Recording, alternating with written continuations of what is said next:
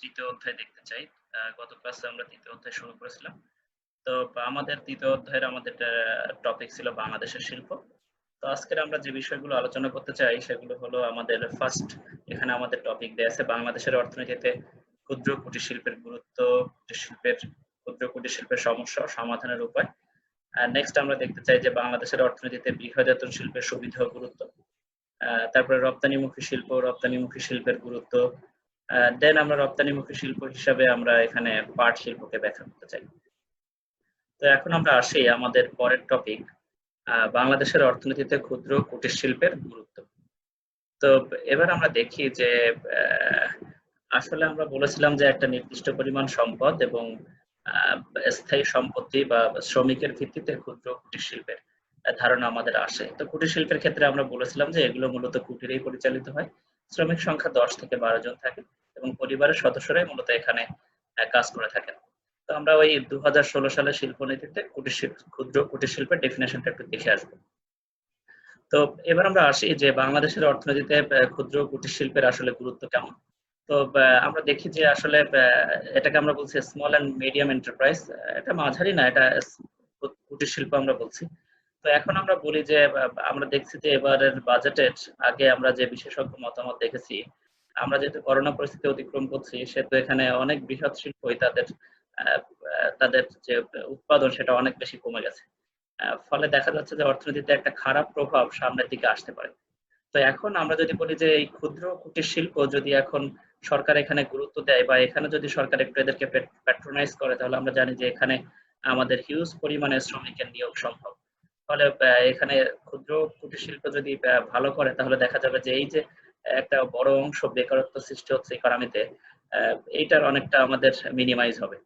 এখন আমরা দেখি যে ক্ষুদ্র কুটির শিল্পের গুরুত্বর বিশ্লেষণে আমরা বলছি যে ফার্স্ট আমাদের কর্মসংস্থান বৃদ্ধি। কর্মসংস্থান আমরা বললে আমরা সহজেই বুঝি যে কাজে নিযুক্ত থাকে। তো যদি তা আমাদের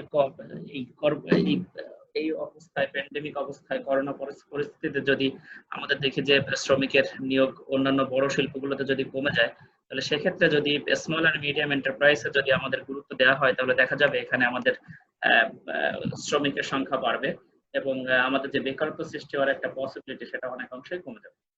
তাহলে এটা আমাদের যদি এই অবস্থা নাও পায় তাহলে আমরা বলছি যে এই শিল্প মূলত বেশিরভাগ দেখা যায় যে এখানে নারী শ্রমিকরা বেশি কাজ করেন। তো ফলে এখানে গ্রামীণ অর্থনীতি এবং এটা মূলত এগুলো প্রতিষ্ঠিত হয়ে থাকে এবং দেখা যায় যে এখানে এই গ্রামীণ অর্থনীতি বিকাশের ক্ষেত্রে আমাদের এই যে ক্ষুদ্র কুটির শিল্প এটা গুরুত্ব অপরিসীম। এবং এখানে আমরা বলছি যে গ্রামীণ অর্থনীতি যেহেতু এখানে পরিচালিত হয় সেহেতু গ্রামের দিকে দেখা যায় যে অনেক মৌসুমী বেকারত্ব থাকে। ফলে তারা যদি এইসব শিল্পে নিযুক্ত থাকে তাহলে আমাদের অর্থনীতিতে সার্বিকভাবে কর্মসংস্থান বৃদ্ধি পাবে। তো এখানে আমরা আসি, এখানে বলা হচ্ছে যে কৃষিতে জনসংখ্যার চাপ হ্রাস, অর্থাৎ যে আমরা জানি যে কৃষিতে একটি প্রচন্ড বেকারত্ব থাকে, ছদ্মবেশী বেকারত্ব যাকে আমরা বলি। অর্থাৎ যেখানে সব মিলে 2-3 জন কাজ করলে হয় সেখানে দেখা যায় পরিবারের সব সদস্য মিলে 10-12 জন কাজ করছে। ফলে এখানে 7-8 জনের মধ্যে আমরা দেখছি যে প্রচন্ড বেকারত্ব, তাদের আসলে কাজ না করলেও চলতো কিন্তু সেখানে তারা কাজ করছে। ফলে দেখা যাবে যে এই যে কৃষিতে যে আমাদের একটা জনসংখ্যার যে তারা এখানে নিযুক্ত থাকে সেই কৃষির থেকে তারা ক্ষুদ্র কুটির শিল্পে কাজ পেলে দেখা যাবে এই যে একটা প্রচন্ড বেকারত্ব ছিল, ছদ্মবেশী বেকারত্ব, এটা কমে যাবে। নেক্সট আমরা আসি বিনিয়োগের সুবিধা। আমরা জানি যে ক্ষুদ্র কুটির শিল্পে আমাদের খুব স্বল্প পরিমাণ মূলধনের প্রয়োজন হয় এবং এখানে আমাদের ব্যাংক লোন বা এই টাইপের এগুলো তুলনামূলক কম হলেও চলে। তো দেখা যায় যে ব্যাংকগুলো যে লোন দেয় তাদের যে রিস্ক থাকে যে অধিক পরিমাণে লোন দেওয়ার ফলে সেগুলোর আদায়ের যে সমস্যা সেটা আমাদের ক্ষুদ্র কুটির শিল্পে তুলনামূলকভাবে কম।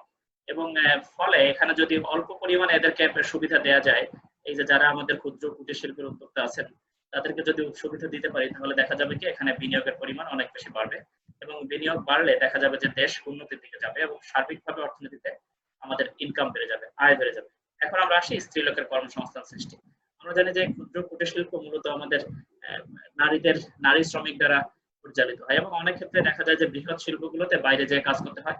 ফলে নারী শ্রমিকরা এখানে আগ্রহী হয় না অনেক ক্ষেত্রে আমাদের সমাজের ভিত্তিতে। ফলে দেখা যাবে যে এই যে নারী শ্রমিক যারা আছেন এরা ঘরের ভেতরে কাজ করা যাকে আমরা কুটির শিল্প বলছি, ঘরের ভেতরে কাজ করলে এদের কর্মসংস্থানের সৃষ্টি হতে পারে। নেক্সট আমরা আসি জীবনযাত্রার মান উন্নয়ন। জীবনযাত্রার মান আমরা জানি যে এটা আয়ের সঙ্গে রিলেটেড। তো যদি এখানে কর্মসংস্থান বৃদ্ধি পায় তাহলে সেখানে আয় সৃষ্টি হবে, আয় সৃষ্টি হলে আমি এখন যে অবস্থায় জীবনযাপন করি তার চেয়ে আমার জীবনযাপনের মান উন্নত হবে। এখন আমরা বলছি সম্পদের সুষম বন্টন। আমরা জানি যে বৃহৎ শিল্প বা এই ধরনের শিল্পগুলো যারা মালিক তাদের আয়ের একটা তাদের একটা মুনাফা তারা এখান থেকে করতে পারে। তো কিন্তু যদি এরকম থাকে তাহলে দেখা যায় যে সেখানে যারা কাজ করে আর এই যে মালিক শ্রেণী এই দুজনের মধ্যে একটা বড় গ্যাপ তৈরি হতে পারে। কিন্তু যদি আমরা ক্ষুদ্র কুটির শিল্পের এরকম উদ্যোক্তা শ্রেণী সৃষ্টি হয় তাহলে দেখা যাবে যে আমাদের ওই আয়ের বন্টনের যে একটা অসমতা বা অনেকেই কাজ করছে না, বেকার পড়ে আছে, তাদের যখন কাজের সৃষ্টি হবে তখন দেখা যাবে যে এই যে একটা আয় বন্টনের অসমতা এটা আস্তে আস্তে কমে যাবে। নেক্সট আমরা আসি আমাদের বলছি যে এখানে আমরা দেখছি যে মুদ্রাস্ফীতি নিয়ন্ত্রণ। আমরা বলেছি যে মুদ্রাস্ফীতি হলো এমন একটা অবস্থা যখন সময়ের সাথে সাথে ক্রমান্বয়ে জিনিসপত্রের দাম বাড়তে পারে বা দাম স্তর বেড়ে যায়। তো অর্থাৎ গত বছর যে জিনিস আমি যে দামে কিনেছি এবছর তার চেয়ে আমাকে বেশি দাম দিয়ে কিনতে হচ্ছে। অর্থাৎ সার্বিকভাবে যখন অর্থনীতিতে গড় দাম স্তর বেড়ে যায় তখন তাকে আমরা বলি মুদ্রাস্ফীতি। তো এই ক্ষুদ্র কুটির শিল্পে যদি উৎপাদন ভালোভাবে চলতে থাকে তাহলে আমরা জানি উৎপাদন বেশি হলে অর্থনীতিতে মুদ্রাস্ফীতির প্রভাব তুলনামূলকভাবে কমে যায়। তাহলে আমরা বলছি যে ক্ষুদ্র কুটির শিল্পে যদি উৎপাদন বৃদ্ধি পায় তাহলে সেক্ষেত্রে আমাদের মুদ্রাস্ফীতি নিয়ন্ত্রিত হবে। নেক্সট আমরা আসি আমাদের পরের টপিকের বৈদেশিক মুদ্রা সাশ্রয়। তাহলে অর্থ কি? এটা হলো যে দেখা যাচ্ছে যে আমাদের বড় বড় শিল্প যখন স্থাপন করা হয় এর কাঁচামাল বা র ম্যাটেরিয়ালস বা মেশিনারি গুডস যেগুলো আছে সেগুলো দেখা যায় যে যন্ত্রপাতি কলকব্জা এগুলো বাইরের থেকে আমদানি করতে হয়। তো বাইরের থেকে আমদানি করলে আমাদের বৈদেশিক মুদ্রার একটা বড় অংশ সেখানে পেমেন্টে চলে যায়। কিন্তু যদি আমি বলি যে আমাদের ক্ষুদ্র কুটির শিল্পের তাহলে আমরা কি সুবিধা পাচ্ছি এখান থেকে? তাহলে ক্ষুদ্র কুটির শিল্পের ক্ষেত্রে বেশিরভাগ যে যন্ত্রপাতি বা যেগুলো আমাদের লাগে মেশিনারি গুডস এগুলো সব ওইরকম আমাদের বড় যন্ত্রপাতি এখানে লাগে না এবং বেশিরভাগই দেখা যায় এগুলো সব হ্যান্ডমেড, এগুলো সব মানুষেরই তৈরি, হাতের তৈরি। এবং এখানকার যে কাঁচামাল এগুলো আমাদের প্রকৃতির মাঝেই আমরা পেয়ে যাই। ফলে অর্থাৎ আমাদের দেশের মধ্যেই কাঁচামাল আমাদের পেয়ে যায়। ফলে আমাদের বাইরের থেকে এগুলো আমদানি করতে হয় না। আমদানি না করলে আমাদের বৈদেশিক মুদ্রা ব্যয় হবে না। কারণ আমরা জানি আমাদের বৈদেশিক মুদ্রা যা লাগে ডলার এগুলো শুধু বাইরের কেনাবেচার ক্ষেত্রেই লাগে। কারণ আমরা দেশের মধ্যে কখনো ডলার দিয়ে পান যে কোনো কিছু কিনতে পারি না। ফলে বৈদেশিক মুদ্রা মূলত আমাদের আমদানির ক্ষেত্রে ব্যয় হয়। তাহলে আমরা দেখছি যে এটা আমরা বৈদেশিক মুদ্রার একটা বড় অংশ আমরা এখান থেকে সেভ করতে পারি, সঞ্চয় করতে পারি। অর্থাৎ এরপর আমরা আসি কাঁচামালের সদ্ব্যবহার। অনেক ক্ষেত্রে দেখা যায় গ্রাম অঞ্চলে অনেক কাঁচামালই পড়ে থাকে যেগুলো মূলত ক্ষুদ্র কুটির শিল্পের কাঁচামাল, কিন্তু ক্ষুদ্র কুটির শিল্প না থাকার ফলে এসব কাঁচামালকে সঠিকভাবে ব্যবহার করা যায় না। অর্থাৎ এর সর্বোচ্চ ব্যবহার আমরা করতে পারি না। যদি ক্ষুদ্র কুটির শিল্প ডেভেলপ হয় তাহলে দেখা যাবে যে এগুলোর কাঁচামালের এখান থেকে সদ্ব্যবহার করা সম্ভব। এরপর আমরা বলছি জাতীয় ঐতিহ্য। যেমন আমি যদি বলি যে বাংলাদেশের ঐতিহ্য জামদানি শাড়ি, এটা বেশিরভাগই কুটিরে পরিচালিত হয়। তো এটা বাংলাদেশের ঐতিহ্য এবং এটা বংশানুক্রমিক এটা চলে আসে। তো দেখা যায় যে এই যে পুরনো ঐতিহ্য এটাকে আমাদের রক্ষা করলে দেখা যাবে যে এটা আমাদের জন্য আমাদের একটা ব্র্যান্ড যে জামদানি শাড়ি বাংলাদেশেরই। তাহলে এগুলো যদি রক্ষা করার জন্য এটা আমাদের বাইরের কান্ট্রিগুলোতে আমাদের যে স্বকীয়তা আছে সেটাও এখান থেকে আমরা প্রকাশ করতে পারি। নেক্সট আমরা আসি রুচি মাফিক উৎপাদন। দেখা যায় যে বৃহৎ শিল্পগুলোতে মোটামুটি একই টাইপের গুডস বেশি বেশি উৎপাদিত হয়, কিন্তু এই যে ক্ষুদ্র কুটির শিল্প এখানে দেখা যায় যে নানা ধরনের দ্রব্য সেবা সামগ্রী উৎপাদিত হয়। ফলে আমার যে একটা রুচির বৈচিত্র্যতা এটা আমরা এই ক্ষুদ্র কুটির শিল্প থেকে পেতে পারি। অর্থাৎ আমি এই ধরনের দ্রব্য চাই, তারা বললো ঠিক আছে আমরা এই কোয়ালিটির বা এই নকশা দিয়ে আমি তোমাকে দ্রব্য বানিয়ে দিচ্ছি। কিন্তু দেখা যায় যে বৃহৎ শিল্পে একই টাইপের দ্রব্য বেশি বেশি আসতে থাকে, কিন্তু ক্ষুদ্র কুটির শিল্পে আমরা এই সুবিধাটা পেতে পারি। এরপর আমরা বলছি গ্রামীণ অর্থনীতি। কারণ ভেরি সিম্পল, গ্রামীণ অর্থনীতির বিকাশ কেন হবে? কারণ আমরা বলছি ক্ষুদ্র কুটির শিল্প বেশিরভাগই গ্রামে অবস্থিত। তো গ্রামে অবস্থিত হলেই গ্রামীণ অর্থনীতিতে অর্থনৈতিক কার্যাবলী বেড়ে যাবে। কারণ ক্ষুদ্র কুটির শিল্পে যখন ফ্লারিশ করবে তখন দেখা যাবে এখানে অধিক পরিমাণে শ্রমিক নিয়োজিত হবে, ফলে তাদের ইনকাম বাড়বে এবং গ্রামীণ যে আমাদের অর্থনীতি সেটা বিকশিত হবে। কারণ আমরা জানি আমাদের শহর আর গ্রামের অর্থনীতির মধ্যে একটা বড় ফারাক আছে। কারণ উৎপাদনের সমস্ত কেন্দ্র দেখা যায় শহর কেন্দ্রিক। ফলে এখানকার যে আয়ের সোর্স গ্রামের দিকে ওরকম আয়ের সোর্স থাকে না। তো এই ক্ষুদ্র কুটির শিল্প যদি গ্রামে বিকশিত হয় তাহলে দেখা যাবে এখান থেকে অর্থনৈতিক বিকাশ লাভ করবে। আমরা বলছি পরিবেশ বান্ধব। আমরা জানি বৃহৎ শিল্পগুলো অধিক পরিমাণে পরিবেশের জন্য ক্ষতি করে, ধোঁয়া ছাড়ে, রাসায়নিক বর্জ্য ছাড়ে, বর্জ্য পানিতে নিক্ষেপ করে, বাতাসকে দূষিত করে। কিন্তু ক্ষুদ্র কুটির শিল্পে দেখা যায় এই সমস্যাগুলো থাকে না এবং এখানে ধোঁয়া বা এইরকম টাইপের, যেমন আমরা জানি যে জামদানি শাড়ি মূলত হাতে তৈরি হয়, ফলে এখানে আমাদের ওই পরিবেশ দূষণের যে সমস্যা সেটা এখানে আসার চান্স খুবই কম। তাহলে এখন আমরা আসি যে উপজাত দ্রব্যের ব্যবহার। উপজাত দ্রব্য কি? যেগুলো বর্জ্য বা এই টাইপের ব্যবহার শিল্প থেকে আসে। যেমন আমরা যদি বলি পোশাক শিল্প, তো এই পোশাক শিল্পের থেকে আমরা জানি যে সব কাপড়ই আমাদের পোশাকের জন্য লাগে না। ছোট ছোট কাপড় যেগুলো অব্যবহৃত থাকে সেগুলো দেখা যায় ক্ষুদ্র কুটির শিল্পের ফুল বা শুরু করে নানা রকম আসবাবপত্র বা এই টাইপের এগুলোতে এই পোশাক ব্যবহৃত হতে পারে। অর্থাৎ বৃহৎ শিল্পের যে উপজাত দ্রব্য যেগুলো আমরা পাই সেগুলো দেখা যায় যে আমাদের ক্ষুদ্র কুটির শিল্পেতে এগুলো কাঁচামাল হিসাবে ব্যবহার করা সম্ভব। এরপর আমরা আসি অধিক স্থায়িত্ব। এটা দেখা যায় যে অনেক সময় প্রাকৃতিক দুর্যোগ বা যুদ্ধ বিগ্রহের সময় বড় বড় শিল্প আমাদের বন্ধ থাকে, কিন্তু আমাদের এই ক্ষুদ্র কুটির শিল্পের যেহেতু কুটিরে অবস্থিত সেহেতু এখানে অত বেশি লাগে না, আর অত বেশি আমাদের এখানে এফেক্টেড হয় না, এবং দেখা যায় যে এখানকার যাতায়াত ব্যবস্থা একটু কম হলেও এগুলো আমাদের খুব বেশি, বা অবকাঠামো একটু দুর্বল হলেও এগুলো খুব বেশি আমাদের এফেক্ট করে না অর্থনীতি। কিন্তু বৃহৎ শিল্পে যদি অবকাঠামো দুর্বল হয় তাহলে সেটা মুখ থুবড়ে পড়বে। কিন্তু সেটা দেখা যায় যে এগুলো তুলনামূলকভাবে দীর্ঘদিন চলতে থাকে এবং বংশানুক্রমিক যেহেতু চলে সেহেতু দেখা যায় এগুলোর স্থায়িত্ব তুলনামূলকভাবে বেশি। এবার আমরা বলছি বৈদেশিক মুদ্রা আয়। দেখা যায় যে এগুলোর ভ্যারাইটিস আছে এবং এগুলোর এই যে দ্রব্য সেবা সামগ্রী, এখানে ভ্যারাইটিস দ্রব্য সেবা সামগ্রী উৎপাদিত হয়, ফলে দেখা যায় যে বাইরের দেশে এগুলোর চাহিদা থাকে। যেমন আমরা জানি যে আমাদের যেসব ক্ষুদ্র কুটির শিল্পে দেখা যায় পাটের অনেক নকশা জাতীয় দ্রব্য উৎপাদিত হয়। আমরা পাট শিল্পের ওভাবে বলছি না, যেগুলো কারুকাজ সমৃদ্ধ হাতে তৈরি হয় সেগুলোকে আমরা বলছি, এগুলোর বাইরের দেশে প্রচুর চাহিদা আছে। এরপর আমরা বলছি যে শঙ্খ শিল্প, হস্তশিল্প। হস্তশিল্প মূলত এই যেগুলো আমাদের হাতে তৈরি হয় এবং গ্রামেই মূলত এগুলো তৈরি হয়, ফলে এগুলোতে থেকে দেখা যায় যে আমাদের প্রচুর পরিমাণে বাইরের দেশে চাহিদা থাকায় এগুলো আমাদের এখান থেকে প্রচুর পরিমাণে বৈদেশিক মুদ্রা অর্জন করার সুযোগ আছে। এরপর আমরা বলছি অতিরিক্ত আয় অর্জন। আমরা আগেও বলেছি যে আমি কৃষি কাজ করি, কিছুটা সময় যে আমি ক্ষুদ্র কুটির শিল্পে কাজ করলাম, তাহলে এখান থেকে আমার ওই আয়ের পরেও আমি কিছুটা অতিরিক্ত আয় এখান থেকে অর্জন করতে পারি। তারপর আমরা বলছি সুষম উন্নয়ন। আমরা আগেই বলেছি যে বেশিরভাগই শহর কেন্দ্রিক উন্নয়ন থাকে এবং সেখানে উৎপাদন ব্যবস্থা বেশি পরিচালিত হয়, অর্থাৎ অর্থনৈতিক কার্যকলাপ। কিন্তু গ্রামে যদি ক্ষুদ্র কুটির শিল্প বিকাশ লাভ করে তাহলে দেখা যাবে যে দুই দিক থেকেই, অর্থাৎ গ্রাম ও শহর দু অঞ্চলেই আমাদের উন্নয়নটা সুষমভাবে হবে। এরপর আমরা বলছি দ্রুত অর্থনৈতিক উন্নয়ন। ভেরি সিম্পল, এখানে যেহেতু আমাদের অধিক সংখ্যক শ্রমিক নিযুক্ত থাকে ফলে দেখা যাবে যে এটা আমাদের অর্থনৈতিক উন্নতিতেও সহায়তা করবে। অর্থনৈতিক উন্নয়ন বললে আমরা বুঝি যে আমাদের সার্বিকভাবে অর্থনীতিতে মোট দেশজ উৎপাদন বা আয় বৃদ্ধিকে বুঝি। নেক্সট আমরা আসি যে বাংলাদেশের ক্ষুদ্র কুটির শিল্পের কি কি সমস্যা আছে। তো আমরা জানি ফার্স্ট আমরা বলছি মূলধনের সমস্যা। তো মূলধনের সমস্যা কেন বলছি, যে আমরা জানি যে ব্যাংকগুলো বেশিরভাগই এই ক্ষুদ্র কুটির শিল্পের এদেরকে লোন দিতে চায় না, কারণ এখান থেকে একটু ইন্টারেস্ট রেটটা কম থাকে, কিন্তু বৃহদায়তন শিল্পগুলোতে ইন্টারেস্ট রেটটা তুলনামূলকভাবে বেশি থাকে, অর্থাৎ সুদ হারটা তুলনামূলক বেশি থাকে। ফলে দেখা যায় যে এদের আগ্রহটা কম থাকে এবং দেখা যায় যে ক্ষুদ্র কুটির শিল্পের অধিক পরিমাণে ব্যাংকগুলোকে শ্রমিক নিয়োগ দিতে হচ্ছে, কারণ যেহেতু অল্প অল্প তাদের পুঁজি, তারা অল্প অল্প পুঁজি নিয়ে ব্যবসা করছে, ফলে ওই তাদের পেছনে পেছনে ছুটতে হচ্ছে। কিন্তু বৃহদায়তন আমি এক জায়গায় সব লোন দিয়ে দিলে আমার অল্প শ্রমিকে আমার সেখান থেকে লোন আদায় বা এই টাইপের ম্যানেজমেন্ট সম্ভব। কিন্তু যেহেতু মূলধন এই ক্ষুদ্র কুটির শিল্পের বেশিরভাগই ছোট ছোট পরিমাণে, সেটা দেখা যায় যে এখান থেকে আমাদের এই এই মূলধনের যারা ব্যাংকগুলো তাদেরকে যে লোন দিবে, এটা লোন দেওয়ার মাত্রাটা তাদের কম। এবং আমরা জানি যে গ্রামের মানুষের আমাদের আয় কম থাকার ফলে তাদের সঞ্চয়ও কম থাকে, ফলে এখান থেকে তাদের যে পরিমাণ মূলধন দিয়ে তারা ক্ষুদ্র কুটির শিল্প পরিচালনা করবে সেটা তুলনামূলকভাবে কম থাকে। নেক্সট আমরা আসি ঋণের অভাব। এটা আমরা ব্যাখ্যা দিয়ে দিয়েছি, কারণ ব্যাংকগুলো তাদেরকে ঋণ দিতে চায় না, অথবা আমাদের সরকারের সেরকম পলিসি এখনো তৈরি হয়নি। যদিও আমরা জানি সরকার বর্তমানে আমাদের ক্ষুদ্র ও মাঝারি শিল্প বা কুটির শিল্পের ক্ষেত্রে প্রচুর গুরুত্ব আরোপ করেছে, তারপরে এটা এখনো আমাদের জন্য যথেষ্ট নয়। আমরা বলছি প্রাচীন উৎপাদন পদ্ধতি। বর্তমানে দেখা যায় ক্ষুদ্র কুটির শিল্প ক্ষেত্রে আধুনিক ছোট ছোট যন্ত্রপাতিও ব্যবহৃত হয়, কিন্তু আমাদের এখনো সেই পরিমাণ আধুনিক যন্ত্রপাতি এখানে এখনো আসেনি। এখনো সেই হাতে তৈরি বা হস্তশিল্প জাতীয় যা যা আছে সেগুলো মূলত উৎপাদিত হয়। এরপর আমরা আসি, ফলে দেখা যায় যে এখানে উৎপাদন পদ্ধতিটা যেটা এখনো ওরকম ভাবে আধুনিকায়ন হয়নি। তারপর আমরা বলছি কাঁচামালের অভাব। অনেক ক্ষেত্রে দেখা যায় যে এই যে আমাদের যেসব কাঁচামাল এখান থেকে আসে, আমরা জানি যে বাংলাদেশ বেশিরভাগই যে আগে এক সময় রপ্তানি করতো র ম্যাটেরিয়ালস, বর্তমানে আমাদের পোশাক শিল্প থেকে আমরা ম্যানুফ্যাকচারিং গুডটা বাইরের দেশে পাঠাতে পারি, কিন্তু একটা সময়ে দেখা যেত যে কাঁচামালের বেশিরভাগটাই বাইরের দেশে চলে যেত রপ্তানি হিসাবে, ফলে এই কাঁচামালের একটা অভাব এখানে তৈরি হয় আর কি। নেক্সট আমরা আসি যে শ্রমিকদের অশিক্ষা। শ্রমিকদের অশিক্ষা বা কারিগরি জ্ঞান, যাই বলি না কেন আমরা দুটোকে একসঙ্গেই বলছি, কারণ আমরা জানি ট্রেনিং যত বাড়ে, আমাদের এডুকেশন যত বাড়ে, তত আমাদের কারিগরি জ্ঞান বা দক্ষতাও তত বাড়ে।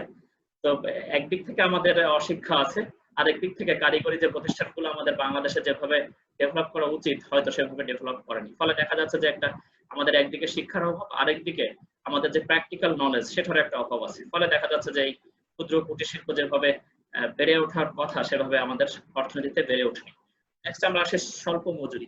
যেহেতু এখানে ছোট ছোট শিল্প, ছোট ছোট আমাদের উৎপাদন প্রক্রিয়া, ফলে এখান থেকে দেখা যায় যে ওই অনুপাতে আমাদের আয়টা আসে না। অর্থাৎ আমি এখানে কম দ্রব্য উৎপাদন করি, ফলে আমার বিক্রিও কম হলে আমাদের এখান থেকে আয়ও কম। আয় কম হলে এখানে আমাদের শ্রমিকদের যে পরিমাণ মজুরি হওয়ার কথা, আমরা তাদেরকে সেই পরিমাণ মজুরি পে করতে পারছি না।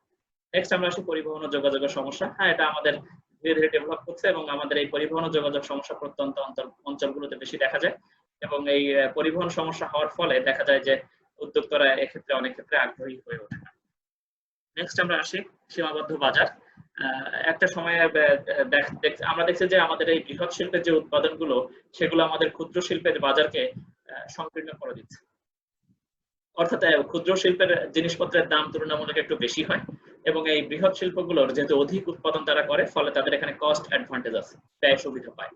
ফলে দেখা যায় যে বৃহৎ শিল্প আমাদের পুরো কুটির শিল্পের বাজারকে ধ্বংস করে দিচ্ছে।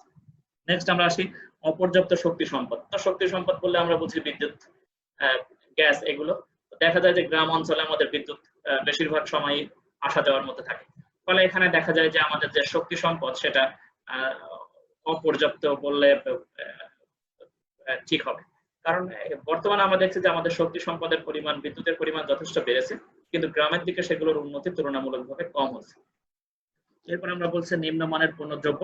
তাহলে এখানে আমাদের প্রাচীন পদ্ধতিতে উৎপাদন করার ফলে দেখা যায় যে পণ্যদ্রব্যের যে কোয়ালিটি সেটা অনেক ক্ষেত্রে নিয়ন্ত্রণ করা যায় না, ফলে এখানে আমাদের পণ্যদ্রব্যের যে চাহিদা সেটাও তুলনামূলকভাবে কম থাকে। এরপর আমরা বলছি মধ্যবর্তী দালালদের প্রভাব।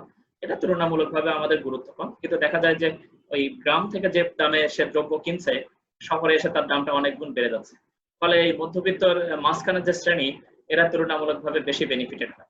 ফলে উদ্যোক্তারা সেক্ষেত্রে অনেক ক্ষেত্রে তাদের যে উদ্যোগ সেটা তারা হারিয়ে ফেলে। নেক্সট আমরা বলছি যে সরকারি সহযোগিতার অভাব। এখন যেহেতু সরকার এখানে গুরুত্ব আরোপ করেছে, কিন্তু তারপরে এই সহযোগিতাটা যথেষ্ট না। তাহলে নেক্সট আমরা আসি বিদেশে পণ্যের অবাধ আমদানি। অর্থাৎ আমরা যে শাড়ি বা এই টাইপের গুলো বলছি, হস্তশিল্প যেগুলো, সেগুলো দেখা যায় যে বাইরের দেশ থেকে অনেক সস্তায় সেগুলো আমদানি করা যায়। ফলে দেখা যায় যে ডোমেস্টিক যে ইন্ডাস্ট্রি গুলো আছে সেগুলো ওভাবে ফ্লারিশ করতে পারে, এবং বাইরের দেশের দ্রব্যের চাহিদা বেশি থাকার কারণে আমার ডোমেস্টিক যে ইন্ডাস্ট্রি গুলো, সেগুলো দেখা যায় যে চাহিদা তুলনামূলকভাবে হ্রাস পায়। যেমন আমরা ইন্ডিয়ান অনেক হস্তশিল্পের বা কারুশিল্পের অনেক জিনিসপত্র বাংলাদেশে পেয়ে থাকি, সেগুলো এত বেশি পরিমাণে তৈরি হয় এবং এত বেশি পরিমাণে আসে যে আমাদের শিল্পগুলো সেখানে টিকতে পারে না। নেক্সট আমরা বলছি যে আমাদের সমবায়ী মনোভাবের প্রভাব। অর্থাৎ সবাই যখন একসঙ্গে উৎপাদন করবে, সেরকম প্রসেসটা কুটির শিল্প বা ক্ষুদ্র শিল্পে যারা একসঙ্গে যদি তারা উৎপাদন করে, তাহলে দেখা যায় যে তাদের মূলধনের সমস্যা কিছুটা কমতে পারে, কিন্তু সেই রকম সুবিধা এখানে দেখা যায় না। নেক্সট আমরা বলছি আধুনিক যন্ত্রপাতির অভাব। এটা আমরা আগেও বলেছি। তারপর আমরা বলছি ভোক্তাদের প্রতিকূল মনোভাব। অর্থাৎ ভোক্তা শ্রেণী ভাবছে যে আমার দেশীয় জিনিস এটা বোধহয় অত বেশি কোয়ালিটি সম্পন্ন, অথবা বাইরের দেশ থেকে, ভারত বা পার্শ্ববর্তী দেশ থেকে যেসব গুডস গুলো আসে সেগুলো বোধহয় বেশি ভালো। এই যে মনোভাবটা যদি পরিবর্তন করা যায়, তাহলে দেখা যাবে ক্ষুদ্র কুটির শিল্পের যে সমস্যা সেটা ধীরে ধীরে এখান থেকে আমরা বের হয়ে আসতে পারবো। এরপর আমরা বলছি প্রাতিষ্ঠানিক ঋণের অভাব। এটা আমরা আগেও বলেছি যে ব্যাংকগুলো এখান থেকে তাদেরকে লোন দিতে চায় না। যদি এদের জন্য একটা স্পেশালাইজড ব্যাংক করা যায়, যে শুধু ক্ষুদ্র ও কুটির শিল্পের যে যারা প্রতিষ্ঠাতা, উদ্যোক্তা, শুধু তাদেরকে এখান থেকে লোন দেওয়া হবে, তাহলে আমরা নানা সুবিধা দিয়ে লোন দেওয়া হবে, তাহলে আমরা বলতে পারি যে হয়তো আমাদের এই সমস্যা থেকে আমরা বের হয়ে আসতে পারবো। নেক্সট আমরা আসি, আমরা বলছি যে এখন এই সমস্যা সমাধানের উপায়। তো এটা আমরা আগে একটু আলোচনা করেছি। তো এবার আমরা বলছি যে আধুনিকীকরণ। আমরা বুঝতে পেরেছি যে আমাদের আগের যে আদিম প্রক্রিয়া, সেখান থেকে আমাদের বের হয়ে আসে কিছুটা যন্ত্রপাতি ব্যবহার এখানে করতে হবে। ক্রেতাদের রুচি ও পছন্দের মূল্যায়ন। অর্থাৎ দেখতে হবে যে ক্রেতা সামগ্রী কি ধরনের পণ্য তারা পেতে চায়। আমি আদিম যুগ থেকে একই স্টাইলের জামদানি শাড়ি তৈরি করে আসছি, এখানে কি অন্য কোনো প্রক্রিয়া সম্ভব? অর্থাৎ যদি এখানে বৈচিত্র্য আনা যায় বেশি পরিমাণে, তাহলে দেখা যাবে যে ক্রেতা সামগ্রী এখানে আগ্রহ ফিরে পেতে পারে। নেক্সট আমরা আসি, অথবা এখানকার যদি আমরা ক্রেতাদেরকে কম মূল্যে এখান থেকে দেয়া যায়, তাহলে দেখা যাবে যে এই রুচি বা পছন্দ মূল্যায়ন করে যদি কম মূল্যে দেয়া যায়, তাহলে ক্রেতারা এই মুখী হবে আর কি, আমাদের যে দেশীয় ক্ষুদ্র কুটির শিল্পের যে দ্রব্য সেবা সামগ্রী আছে সেই মুখী তারা হবে। এরপর আমরা বলছি পর্যাপ্ত মূলধন সরবরাহ। অর্থাৎ এখানে আমরা বলেছিলাম যে এখানে আমাদের মূলধনের একটা এখানে অভাব আছে। যদি তাদেরকে মূলধন দেয়া যায়, সরবরাহ করা যায়, তাহলে দেখা যাবে যে ক্ষুদ্র কুটির শিল্পের আমাদের যে সমস্যা আছে সেখান থেকে আমরা বের হয়ে আসতে পারবো। এরপর আমরা বলছি বিদ্যুৎ শক্তির প্রসার। আমরা জানি বিদ্যুৎ শক্তির প্রসার হচ্ছে কিন্তু এখানে আমাদের অনেক এলাকাই আছে যেখানে এখনো বিদ্যুৎ পৌঁছায়নি। যদি এখানে বিদ্যুৎ পৌঁছানো এবং সার্বিকভাবে সবসময় যদি আমরা বিদ্যুতের সরবরাহ নিশ্চিত করতে পারি, তাহলে দেখা যাবে যে ক্ষুদ্র কুটির শিল্প ডেভেলপ করবে। এরপর আমরা বলছি শিক্ষা ও প্রশিক্ষণ, অর্থাৎ এই যে স্পেশালাইজ যেসব সেক্টর আছে যেগুলো বিশেষায়িত, সেখান থেকে যদি আমরা এই তাদেরকে সেই অনুযায়ী যদি শিক্ষা ও প্রশিক্ষণ এখান থেকে দেওয়া যায়, তাহলে দেখা যাবে যে ক্ষুদ্র কুটির শিল্প ডেভেলপ করবে এবং এখান থেকে বেকারত্ব অনেক অংশে কমে যাবে। এরপর আমরা বলছি দক্ষতা বৃদ্ধি, অর্থাৎ অনেক শ্রমিকই আছে যাদের এই দক্ষতা নেই কিন্তু তাদের মূলধন বা অন্যান্য সুযোগ সুবিধা আছে। তো তাদেরকে যদি এখান থেকে দক্ষ করা যায়, যেমন মৃৎশিল্প, শঙ্খশিল্প, রেশম শিল্প, এসব জায়গায় যদি তাদেরকে দক্ষতা বৃদ্ধি করা যায়, তাহলে দেখা যাবে যে এইসব ক্ষেত্রে ক্ষুদ্র কুটির শিল্পের বিকাশ লাভ করবে। নেক্সট আমরা আসি সমস্যা, কাঁচামালের পর্যাপ্ত যোগান। এটা আমরা বুঝতে পেরেছি আগে যে কাঁচামালের যদিও যোগান আছে কিন্তু তারপরও পর্যাপ্ত পরিমাণে হতে হবে, তাহলে উৎপাদনটা অনেক বেশি বাড়বে। আর যদি উৎপাদন না বাড়ে তাদের আয় কমবে, তারা তাদের যে মোটিভেশন সেটা হারিয়ে ফেলবে। নেক্সট আমরা আসি টেকসই ও সস্তায় পণ্য উৎপাদন। তাহলে এখন কিভাবে সস্তায় পণ্য উৎপাদন করা যায়? সস্তায় তখনই পণ্য উৎপাদন করা যায় যখন আমাদের উৎপাদনের পরিমাণটা তুলনামূলকভাবে বাড়তে থাকে। তো যেহেতু এদের চাহিদা তুলনামূলকভাবে কম থাকে বাজারে, ফলে যদি আমরা এই আমাদের ক্ষুদ্র কুটির শিল্পের মুখাপেক্ষী হই, তাহলে দেখা যাবে যে আমাদের চাহিদাটাও বাড়বে, উৎপাদনও বাড়বে, এবং উৎপাদন বাড়লে আমরা তুলনামূলকভাবে কম মূল্যে এখান থেকে দ্রব্য সেবা সামগ্রী পেতে পারি। তো যদি আমরা এরকম কম মূল্যে দিতে পারি, তাহলে দেখা যাবে যে এখান থেকে অধিক পরিমাণে উৎপাদনে এইসব সেক্টরে যারা কাজ করছে তাদের আয়টাও বেড়ে যাবে। নেক্সট আমরা আসি ঋণের যোগান। এটা আমরা আগেও বলেছি যে এদেরকে ঋণ সুবিধা দিতে হবে। মূল্যবান যন্ত্রপাতির ব্যবহার, আমরা দেখছি যে বৃহৎ শিল্পগুলো প্রতিযোগিতা করে এর সঙ্গে টিকতে পারছে না। তো এমন যন্ত্রপাতি এখানে ব্যবহার করা করতে হবে যেগুলোতে আমাদের বৃহৎ শিল্পের সঙ্গে এরা যাতে সহাবস্থান করে টিকে থাকতে পারে। তারপর আমরা বলছি উৎপন্ন দ্রব্যের মান নিয়ন্ত্রণ। অনেক সময় দেখা যায় যে ক্ষুদ্র কুটির শিল্পকে আমরা নিয়ন্ত্রণ করতে পারি না, নানাভাবে নানা জায়গায় ছোট ছোট বা বিভিন্ন ভাবে বিক্ষিপ্ত ভাবে নানা দ্রব্য উৎপাদিত হয় যেগুলোর গুণগত মান যথেষ্ট ভালো না। ফলে আমরা বলছি যে এই যে আমাদের দ্রব্য সেবা সামগ্রী যেগুলো তৈরি হচ্ছে সেগুলোর জন্য কোনো অথরিটি কাজ করবে যারা এগুলো নির্দিষ্ট মান নির্ধারণ করবে, এবং যদি এগুলো যথেষ্ট মান সম্পন্ন হয় তাহলে দেখা যাবে বাইরের দেশগুলোতেও আমরা এগুলোকে যথেষ্ট পরিমাণে রপ্তানি করতে পারবো। এরপর আমরা বলছি বাজার ব্যবস্থার উন্নয়ন, অর্থাৎ ওই যে মধ্য স্বত্বভোগী দেখেছিলাম যারা তাদেরকে যদি আমরা দৌরাত্ম্য কমাতে পারি এবং যদি এখানে অবকাঠামো বা অন্যান্য সুযোগ সুবিধা তৈরি হয়, অথবা যদি তাদেরকে সরকার যদি এখানে পৃষ্ঠপোষকতা করে বাজার ব্যবস্থার উন্নয়নে, তাহলে দেখা যাবে যে আমাদের ক্ষুদ্র কুটির শিল্পের যে সমস্যাগুলো আছে সেখান থেকে আমরা আস্তে আস্তে বের হয়ে আসতে পারবো বাজার ব্যবস্থার ক্ষেত্রে। সংরক্ষণ নীতি অনুসরণ, এমন হতে পারে যে বাইরের দেশের দ্রব্য আমার দেশে আসছে, আবার আমার ক্ষুদ্র কুটির শিল্প একই ধরনের দ্রব্য তৈরি হচ্ছে, তাহলে সরকার বলবে যে যেহেতু আমার ক্ষুদ্র কুটির শিল্প এখনো ওইভাবে উন্নয়ন হয়নি, সেহেতু তুমি যখন বাইরের দেশের দ্রব্য আসবে তখন সরকার বললো ঠিক আছে সীমানায় তোমার উপরে আমি শুল্ক বসিয়ে দিই। শুল্ক বসালে কি হবে, দেখা যাবে বাইরের দ্রব্যের দাম বেড়ে যাবে এবং আমার দেশের দ্রব্যের যেহেতু দাম আগের থেকেই বেশি, ফলে প্রতিযোগিতা সে টিকতে পারবে। কিন্তু যদি বাইরের দেশের দ্রব্যের দাম কম হয় এবং আমার একই দ্রব্যের দাম যদি বেশি হয়, তাহলে আমরা কখনোই আমাদের দ্রব্যের মুখাপেক্ষী হব না, কারণ আমরা জানি যে জিনিসপত্রের দাম যত কমে আমরা সেই সব দ্রব্যেরই চাহিদা আমার তুলনামূলকভাবে বাড়বে। তো ফলে যদি আমরা এখান থেকে এরকম একটা নীতি অনুসরণ করতে পারি যে বাইরের দেশের দ্রব্য বাজারে ঢুকলেও তাকে হিউজ পরিমাণে শুল্ক দিয়ে আসতে হবে, তাহলে দেখা যাবে যে বাইরের দ্রব্যের দাম বেড়ে যাবে এবং সেই তুলনায় আমার দ্রব্যের দাম কম থাকবে। ফলে দেখা যাবে যে আমার এইসব ক্ষুদ্র কুটির শিল্প ফ্লারিশ করবে। নেক্সট আমরা আসি সংরক্ষণ, এটা আমরা বলেছি ব্যাপক প্রচার, অর্থাৎ আমাদের রেডিও টেলিভিশন এগুলো মাধ্যমে আমাদের প্রচার চালাতে হবে যে এগুলো দেশীয় শিল্প, এই দেশীয় শিল্পের দ্রব্য সেবা সামগ্রী তুলনামূলকভাবে মানসম্পন্ন, এগুলোর ব্যবহার করলে দেশও উন্নতির দিকে যাবে এবং জনগণের ইনকামও সার্বিকভাবে বাড়বে। ফলে সেরকম যদিও আমরা জানি যে টেলিভিশন সংবাদপত্র এগুলোতে প্রচার করার খরচও যথেষ্ট বেশি, এর জন্য আমাদের সরকারকে সামনে এগিয়ে আসতে হবে। নেক্সট আমরা আসি পরিবহন ব্যবস্থার উন্নয়ন। যেমন আমরা এবার দেখেছি যে সরকার উত্তরবঙ্গ থেকে আমের পরিবহনের জন্য তাদের নির্দিষ্ট ট্রেন ব্যবস্থা চালু করেছে। তো এরকম করলে দেখা যায় যে এবং এবার আমরা দেখছি যে যারা এই যে এখানকার আম ব্যবসায়ী তাদের দেখা যাচ্ছে যে ক্ষুদ্র ক্ষুদ্র আম ব্যবসায়ী যারা এলাকার দিকে আছে তাদের দেখা যাচ্ছে যে এবার ওই মধ্যস্বত্ব প্রকৃতির যে দৌরাত্ম্য সেটা অনেক বেশি কমে গেছে এবং এবার তারা অনেক বেশি বেনিফিটেড। নেক্সট আমরা আসি বিশেষায়িত ব্যাংক প্রতিষ্ঠান, সেটা আমরা আগেও বলেছি যে শুধু এইরকমই একটা ব্যবস্থা থাকবে যে ব্যাংক থেকে শুধু তারাই লোন নিতে পারবে, ফলে দেখা যাবে যে ক্ষুদ্র কুটির শিল্প আস্তে আস্তে ভালো দিকে যাবে। তাহলে আমরা বলছি দেশীয় পণ্য ব্যবহারে উদ্বুদ্ধকরণ, এটা আমরা আগেও বলেছি, সরকারি পৃষ্ঠপোষকতা, এটা আমরা ব্যাখ্যা দিয়েছি। নেক্সট আমরা আসি বৃহদায়তন শিল্পের সুবিধা। তাহলে আগে আমরা দেখলাম ক্ষুদ্রায়তন ও কুটির শিল্প, এবার আমরা আসছি বৃহদায়তন শিল্প। তো আমরা 2016 সালের শিল্পনীতিতে বলেছিলাম যে বৃহদায়তন শিল্প হতে গেলে আমাদের, যখন আমরা ম্যানুফ্যাকচারিং খাত চিন্তা করছি, তাহলে সেক্ষেত্রে আমাদের 50 কোটি টাকার অধিক আমাদের স্থায়ী সম্পত্তি থাকতে হবে, এবং যদি কিছু কিছু শিল্প ব্যতীত আমাদের শ্রমিক সংখ্যা হতে হবে 300। তো কিছু কিছু শিল্পের মধ্যে সবচেয়ে আমাদের প্রথম আসে তৈরি পোশাক শিল্প। তৈরি পোশাক শিল্পের ক্ষেত্রে আমাদের শ্রমিক হতে হবে 1000-এর অধিক।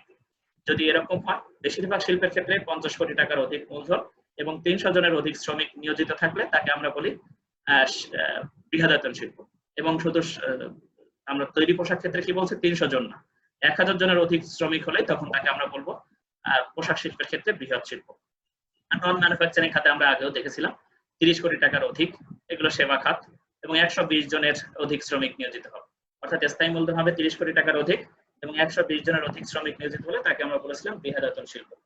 তো এখন আমরা আসি এই বৃহদায়তন শিল্প। আগে আমরা ক্ষুদ্র কুটির শিল্প বলেছি, এখন আমরা দেখি বৃহদায়তন শিল্প।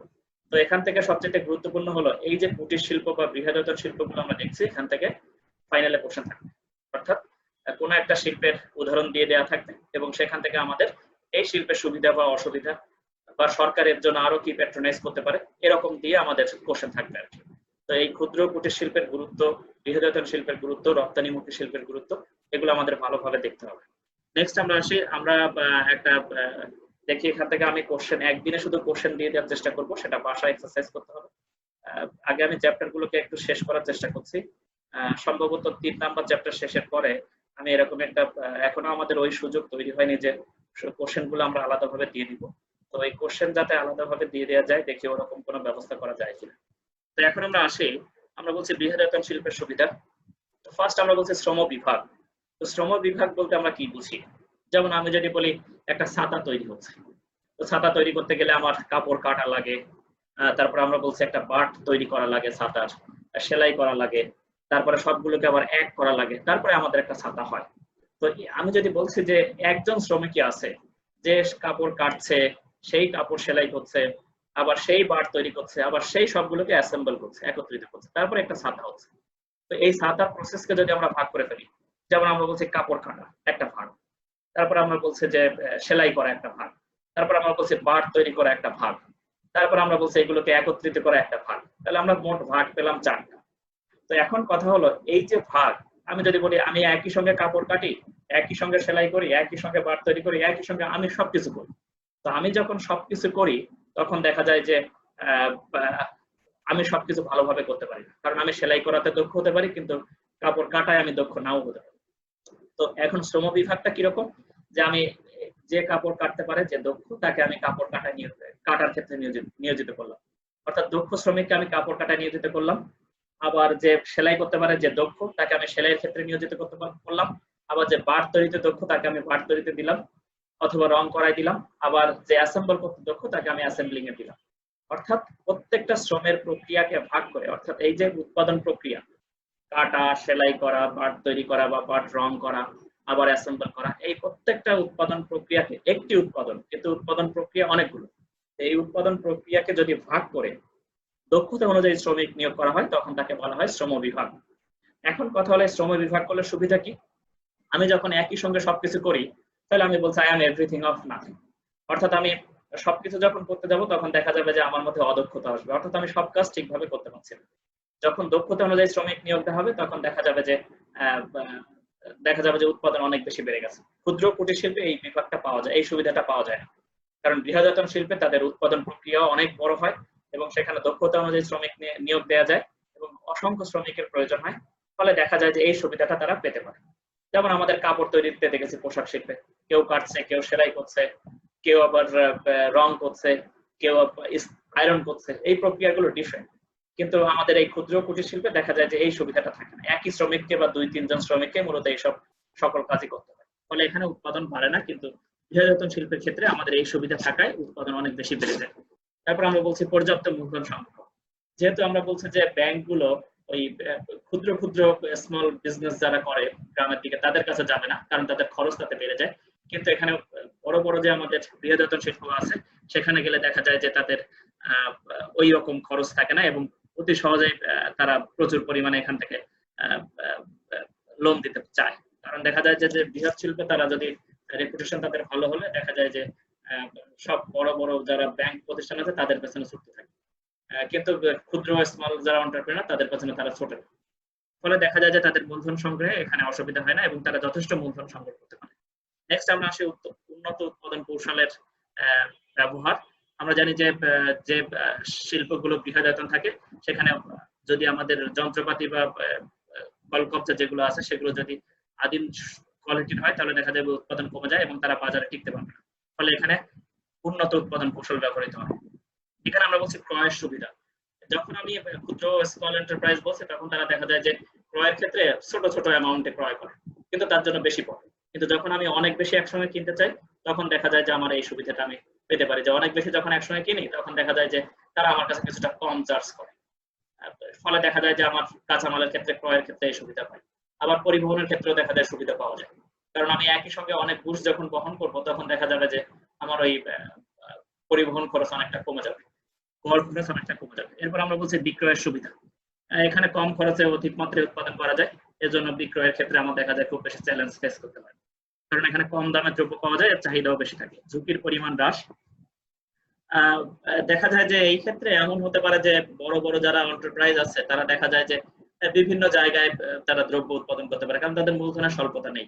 তো কোনো এক সেক্টরে লস হলে দেখা যায় অন্য সেক্টর থেকে তারা সেটা পুষিয়ে নিতে পারে, কিন্তু ক্ষুদ্র কুটির শিল্পের ক্ষেত্রে এই সুবিধা খুব বেশি থাকে না। এরপর আমরা বলছি প্রচার সুবিধা। যেহেতু তাদের মূলধনের সংকট নেই তারা যথেষ্ট পরিমাণে বিজ্ঞাপন এখানে দিতে পারে এবং দেখা যায় যে আমরা বড় বড় শিল্পগুলোর বিজ্ঞাপন আমরা নিয়মিতই পত্রিকা, টেলিভিশন এগুলোতে দেখে থাকি। নেক্সট আমরা আসি উপজাত দ্রব্যের ব্যবহার। এখানে দেখা যায় যে এইসব শিল্পগুলো থেকে যেসব ওই কাঁচামাল আসে সেগুলো আবার নতুন করে উপজাত হিসাবে এখানে ব্যবহার করা যায় এবং অধিক মাত্রায় ব্যবহার করা যায়। এটা আমরা আগেও বলেছি। শিল্পের স্থানীয়করণের সুবিধা। শিল্পের স্থানীয়করণ কি? যেমন এক জায়গায় অনেকগুলো শিল্প একসঙ্গে বসে যাওয়া। যেমন আমরা এক সময় দেখেছি যে নারায়ণগঞ্জে আমাদের পাট শিল্প অবস্থিত অথবা খুলনায় আমাদের পাট শিল্প অবস্থিত। এই যখন অনেকগুলো প্রতিষ্ঠান একসঙ্গে এক জায়গায় বসে উৎপাদন করছে তখন তাকে আমরা বলি শিল্পের স্থানীয়করণ। শিল্পের স্থানীয়করণ করলে সুবিধা কি? যেমন আমি যদি বলি পাট শিল্প এখন একজন ইনফরমেশন পেয়েছে যে অথবা সরকারি ইনফরমেশন নিয়ে এসছে যে বাইরের দেশে এই এই দেশগুলোতে তোমার পাটের চাহিদা তৈরি হচ্ছে। তো এই সুবিধাটা যদি সরকার নানা জায়গায় যে বিভিন্ন জায়গায় যদি শিল্পগুলো থাকতো তাদেরকে যে তাদেরকে দিতে হতো, কিন্তু এক জায়গায় থাকার ফলে এই তথ্যের যে সুবিধা তারা একসঙ্গে পেয়ে যায়। ফলে এখান থেকে তথ্য আদায়ের জন্য আমার যে খরচ সেটা অনেক বেশি কমে যায়। ফলে দেখা যায় যে আমাদের উৎপাদন ব্যয় কম হয়। অর্থাৎ তথ্য গবেষণা এগুলো এক জায়গায় থাকলে দেখা যায় যে এখান থেকে খরচটা কমে যায়। কমে গেলে তারা এখান থেকে এরকম সুবিধা পেতে পারে। এই জন্য দেখা যায় যে আমরা শিল্পের স্থানীয়করণ দেখি আর কি। তা না হলে শিল্প বিভিন্ন জায়গায় বিভিন্ন রকমের বিভিন্ন জায়গায় বিভিন্ন ভাবে তারা বিক্ষিপ্ত ভাবে শিল্প তৈরি হতো। যেমন আমরা দেখছি যে সুইজারল্যান্ডের ঘড়ি শিল্প, আমরা ঘড়ি বললে সুইজারল্যান্ডের ঘড়ি শিল্প, এবং এগুলো একটা নির্দিষ্ট অঞ্চলে অবস্থিত এবং সেখান থেকে তাদের নানা রকমের সুবিধা তারা পায়। এরপর আমরা বলছি ব্যবস্থাপনা সুবিধা। আমরা জানি যে এইসব যে বৃহদায়তন শিল্প এখানে সব স্কিল লেবার আসে, অর্থাৎ এখানকার যে ম্যানেজমেন্ট সিস্টেম তারা খুবই স্কিল্ড। যেমন আমরা যদি ব্যাংকের দিকেও তাকাই বা অন্যান্য বড় প্রতিষ্ঠানের দিকে তাকাই, মেঘনা গ্রুপ বা এই টাইপের, এখানকার যারা দেখা যায় যে এক্সিকিউটিভ অফিসার তারা হাইলি স্কিল্ড, কিন্তু ক্ষুদ্র কুটির শিল্পের ক্ষেত্রে এই সুবিধা আমাদের থাকে। এখানে ক্ষুদ্র কুটির শিল্পের ক্ষেত্রে আমরা দেখেছি কারিগরি জ্ঞান তাদের নাই, আবার শিক্ষার মাত্রা তুলনামূলকভাবে কম।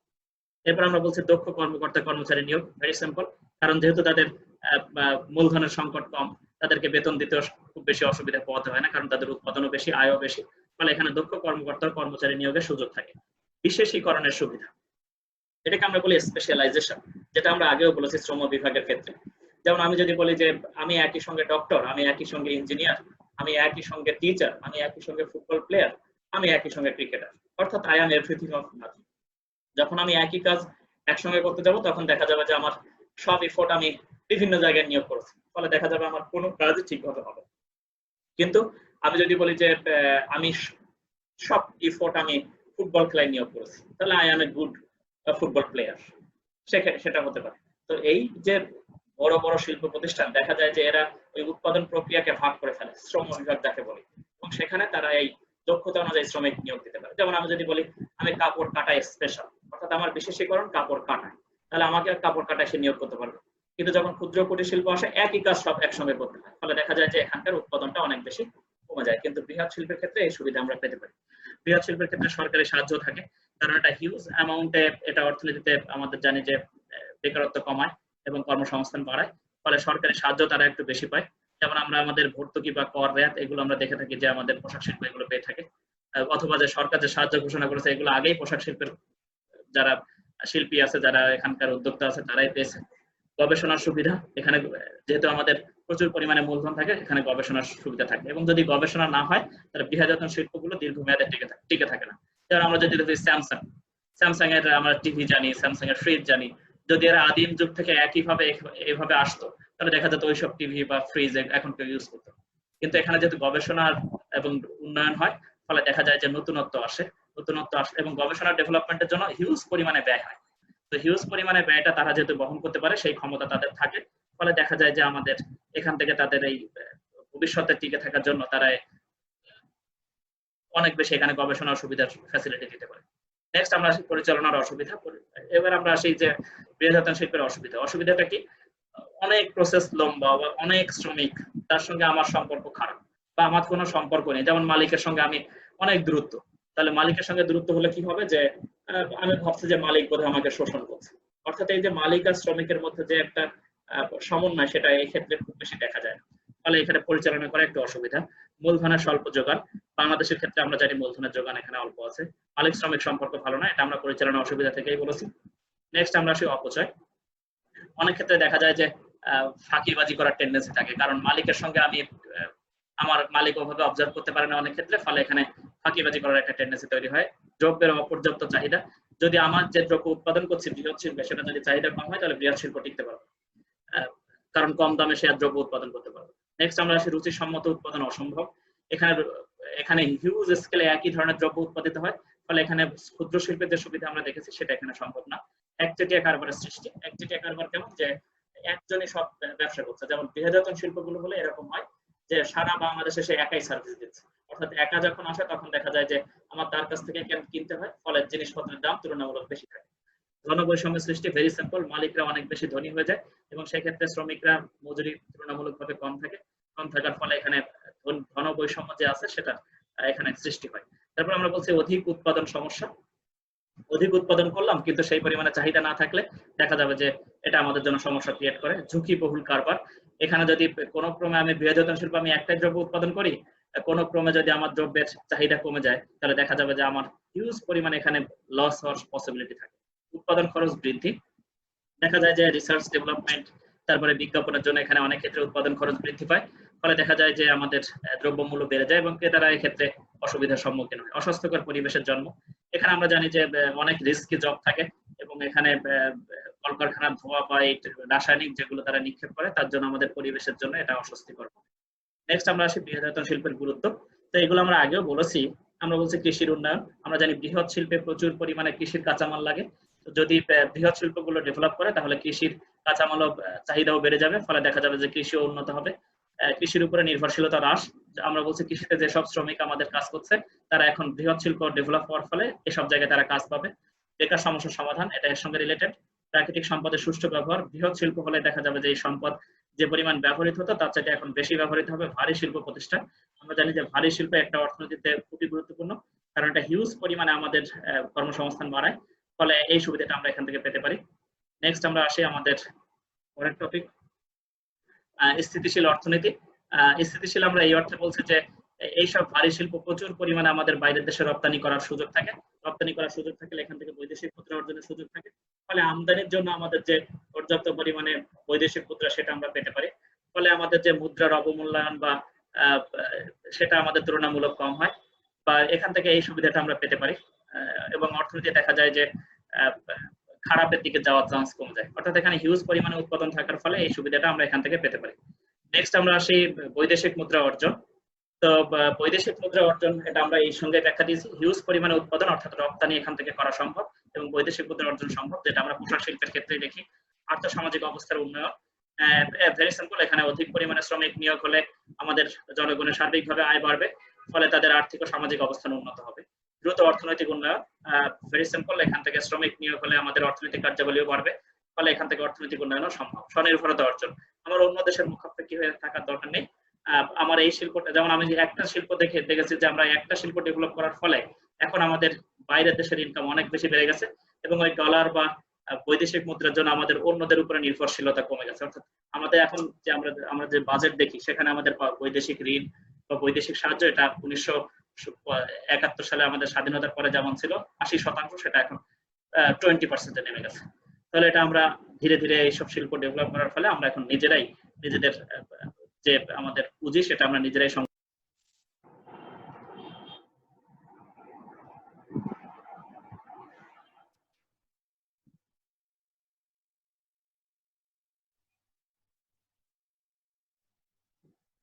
আমরা বলছি রপ্তানিমুখী শিল্প।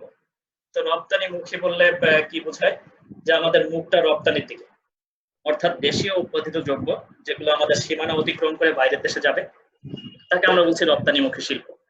অর্থাৎ যেসব শিল্পের মূলত উৎপাদনগুলো দেশীয় চাহিদার দিকে আমি গুরুত্ব না দিয়ে যেসব দ্রব্যগুলো বাইরের দেশে যাবে সেই সব শিল্পকে আমরা বলছি রপ্তানিমুখী শিল্প।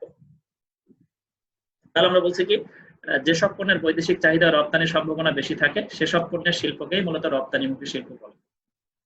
তো আমরা আমাদের এখন মেইন রপ্তানিমুখী শিল্প আমরা কোনগুলো দেখি? আমরা দেখছি যে আমাদের মেইন রপ্তানিমুখী শিল্প পোশাক শিল্প, বর্তমানে পাট শিল্প ভালোর দিকে যাচ্ছে, পাট শিল্প, ওষুধ শিল্প, সিরামিক শিল্প, তারপর আমরা বলছি জাহাজ নির্মাণ শিল্প, এগুলো হলো আমাদের রপ্তানিমুখী শিল্প।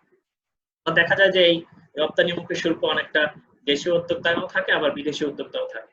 যেমন আমাদের এক্সপোর্ট প্রসেসিং জোনে বেশিরভাগই বিদেশি উদ্যোক্তা, এখানে রপ্তানি প্রক্রিয়াকরণ অঞ্চলে দেখা যায় যে আমাদের বিদেশি উদ্যোক্তারা এখানে বেশি থাকে, অথবা এখানে এদের জন্য আলাদা আলাদা জোন করে দেওয়া আছে, যেমন জাপানি রপ্তানি প্রক্রিয়াকরণ অঞ্চল, ভারতীয় রপ্তানি প্রক্রিয়াকরণ অঞ্চল, এরকম করে আলাদা আলাদা অনেক ক্ষেত্রে জোন করেও দেওয়া থাকে। তো আমরা দেখি যে রপ্তানিমুখী শিল্পের বৈশিষ্ট্যগুলো কি? কেবল বিদেশে রপ্তানির জন্য উৎপাদন করা হয়, লক্ষ্য সর্বাধিক রপ্তানি আয় অর্জন, দেশে কাঁচামাল ও যন্ত্রপাতি প্রযুক্তির উপর নির্ভর করে গড়ে ওঠে। এগুলো হস্তশিল্প হলে রপ্তানিমুখী শিল্প হওয়া খুব কঠিন, কারণ এখানে প্রচুর পরিমাণে বিদেশের চাহিদা মিট আপ করতে হয়, ফলে ক্ষুদ্র কুটির শিল্পের ক্ষেত্রে সেটা অনেক ক্ষেত্রে সম্ভব হয় না। বৈদেশিক মুদ্রা অর্জনের জন্য এই শিল্প স্থাপিত হয়। ভেরি সিম্পল, আমাদের টার্গেট হলো বাইরের দেশের থেকে বৈদেশিক মুদ্রা অর্জন। বৈদেশিক মুদ্রা অর্জন না হলে বাইরের কোনো জিনিসপত্রই আমরা ভোগ করতে পারবো না, বাইরে উৎপাদিত। নেক্সট আমরা বলছি যে বহির্বিশ্বের সাথে সুসম্পর্ক স্থাপনকারী শিল্প। এটা মূলত বহির্বিশ্বের সঙ্গে এটা যদি আমদানি রপ্তানির মাধ্যমে বহির্বিশ্বের সঙ্গে আমাদের সম্পর্ক ডেভেলপ হয়। নেক্সট আমরা আসি রপ্তানিমুখী শিল্পের গুরুত্ব। এটা আমাদের আগের গুলোর সঙ্গে রিলেটেড। উৎপাদনে বিশেষায়ন, আমরা বলেছিলাম যে এখানে আমাদের শ্রম বিভাগ থাকে, ফলে উৎপাদনে বিশেষায়ন আসে, কর্মসংস্থান বৃদ্ধি করে, এটা দেশীয় শিল্পের প্রসার ঘটায়, সম্পদের সর্বোচ্চ ব্যবহার এখান থেকে সম্ভব। যেমন আমরা পোশাক শিল্পের ক্ষেত্রে দেখছি যে আমাদের হিউজ পরিমাণে এখানে শ্রমিক নিযুক্ত থাকে। আমাদের শ্রমিক হলো মানব সম্পদ, ফলে এখানে মানব সম্পদের প্রচুর ব্যবহৃত হয় এবং দেশীয় কাঁচামালের এখানে আস্তে আস্তে ব্যবহার বাড়ছে, ফলে দেখা যাচ্ছে যে সম্পদের এখানে সর্বোচ্চ ব্যবহার হয়। সম্পদ আমরা জানি ভূমি, শ্রম, মূলধন, সংগঠন, এগুলো হলো আমাদের সম্পদ। ভূমি হলো আমাদের প্রাকৃতিক সম্পদ, শ্রমিক হলো আমাদের মানব সম্পদ, মূলধন হলো আমাদের মানুষের তৈরি সম্পদ, এবং সংগঠক হলো মানব সম্পদ। এইসব সম্পদের ব্যবহার এখানে তুলনামূলকভাবে বেড়ে যায়। বেড়ে গেলে আমরা দেখছি যে সম্পদের ব্যবহার এখান থেকে বাড়লে সর্বোচ্চ ব্যবহার এখানে সম্ভব। নেক্সট আমরা আসি দক্ষতা বৃদ্ধি। এখানে যদি দক্ষ না হওয়া যায় তাহলে সেই সব, যেমন আমরা জানি বাংলাদেশের পোশাক কেন বাইরের দেশে টিকবে? যদি আমার পোশাকের দাম কম থাকে তাহলে আমি টিকে থাকতে পারবো। তো পোশাকের দাম দক্ষতা বৃদ্ধি ছাড়া কখনোই সম্ভব না। দক্ষতা যত বাড়ে জিনিসপত্রের দামও তত কমে। আর অদক্ষ শ্রমিকদের বেতন দিতে হয় ঠিকই, কিন্তু উৎপাদন কমে যায়। ফলে দেখা যায় যে আমাদের এখান থেকে অদক্ষ শ্রমিকরা উৎপাদনের খরচটা বাড়িয়ে দেয়, ফলে এখান থেকে আমাদের টিকে থাকা সম্ভব হয় না। যখনই আমরা দক্ষতা অর্জন করবো তখনই আমাদের টিকে থাকা সম্ভব। তারপর আমরা বলছি বৈদেশিক মুদ্রা অর্জন। এখান থেকে প্রচুর বৈদেশিক মুদ্রা অর্জন করা যায়। কৃষক বান্ধব কৌশল, এগুলো নিজেরা দেখে নিলে হবে। কৃষি আধুনিকায়ন, যেহেতু এখানে আমাদের প্রচুর পরিমাণে এখানে কাঁচামাল ব্যবহৃত হয়, ফলে দেখা যায় যে কৃষির আধুনিকায়ন ঘটবে। মূলধন দ্রব্য আমদানি, রপ্তানিমুখী শিল্পগুলো বাইরের দেশ থেকে বেশিরভাগ মূলধনী দ্রব্য আমদানি করে, কারণ হলো আমাদের যে পরিমাণ আধুনিক যন্ত্রপাতির প্রয়োজন এখানে সেটা আমাদের সেই পরিমাণ নাই, এবং যে পরিমাণ গবেষণা উন্নয়ন দরকার বাংলাদেশে আমরা বলছি সেই পরিমাণ গবেষণা উন্নয়ন হয় না, ফলে এগুলোর উপরে বাইরের দেশের মুখাপেক্ষী হয়ে থাকতে হয়। বৈদেশিক ঋণ পরিশোধ, আমরা বলছি যে যেহেতু রপ্তানিমুখী শিল্প সেহেতু আমাদের বৈদেশিক ঋণ থাকলে সেখান থেকে যে আমরা বৈদেশিক মুদ্রা অর্জন করেছি সেটা দিয়ে তাদের ঋণ পরিশোধ করা সম্ভব।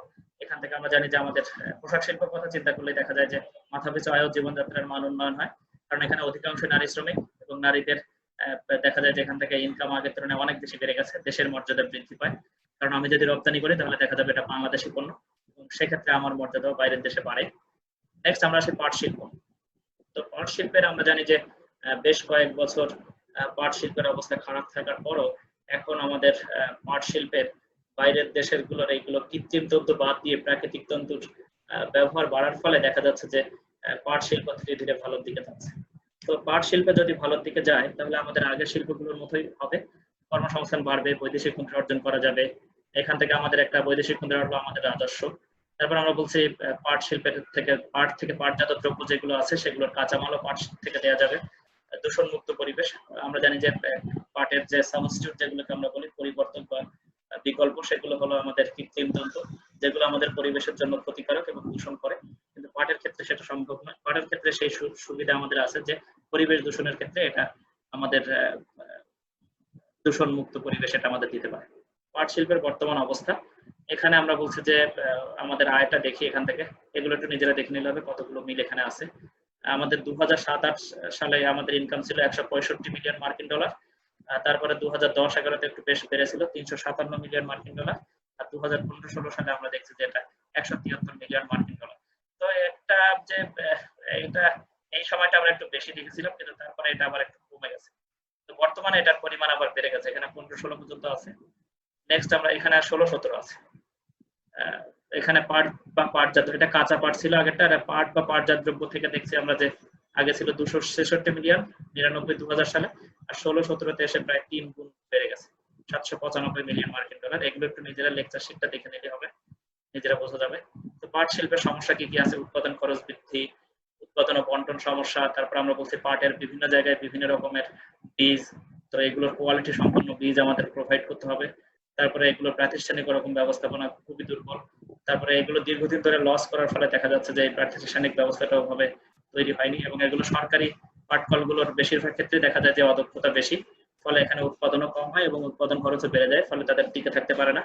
আমরা দেখছি যে সরকার এবার পাটকলের অনেকগুলো পাটকল নিজেদের থেকে তারা পাবলিক প্রাইভেট পার্টনারশিপ দিতে চেয়েছে, কারণ এই লস দীর্ঘদিন হওয়ার ফলে তার সরকার এখন আর এই সেক্টরটাকে নিজেদের শ্রমিকদের বেতন দিতে দীর্ঘদিন ধরে বেতন দেওয়া তারা চাচ্ছে না, এবং এগুলোতে যাতে প্রাইভেট অর্গানাইজেশনও আসতে পারে সেই চেষ্টা সরকার করছে।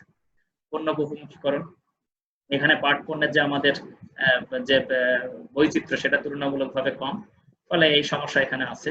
মধ্যবর্তী ব্যবসায়ীদের উপস্থিতি, মান নির্ধারণের সমস্যা, অর্থাৎ বিভিন্ন জায়গায় বিভিন্ন রকমের পাট এবং এর মানগুলোর যথেষ্ট নির্ধারণে করা হয় না, ফলে এই সমস্যা এখানে থেকে গেছে।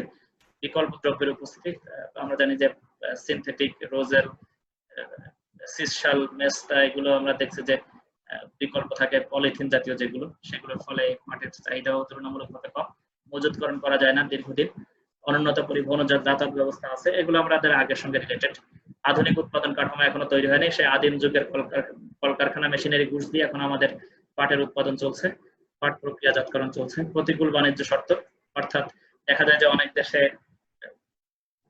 বাংলাদেশ থেকে গেলে দেখা যায় যে তার উপরে শুল্ক বসানো হচ্ছে, শুল্ক বসানোর ফলে দেখা যায় যে পাটের দাম বেড়ে যায়, ফলে আমরা ওই যে পরিমাণ এখান থেকে পাটজাত দ্রব্য আমরা রপ্তানি করতে পারতাম বা চাহিদা যে পরিমাণ হওয়ার কথা বাইরের দেশগুলোতে সে পরিমাণ চাহিদা না থাকার ফলে দেখা যায় যে এরকম আমাদের পাটের যে যোগান সেটাও ঠিকভাবে বাড়ানো যায় না।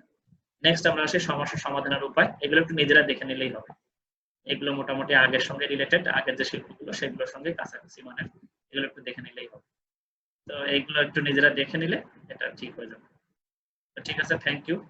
আর ভবিষ্যৎ সম্ভাবনা আমাদের কি আছে? পাট, আমরা জানি পাটের চাহিদা দিন দিন বৃদ্ধি পাচ্ছে, এবং কৃত্রিম তন্তু যেহেতু পরিবেশের জন্য ক্ষতিকারক সেহেতু এগুলোর চাহিদা দিন দিন কমে যাচ্ছে, এগুলো একটু নিজেরা দেখে নিলে হবে।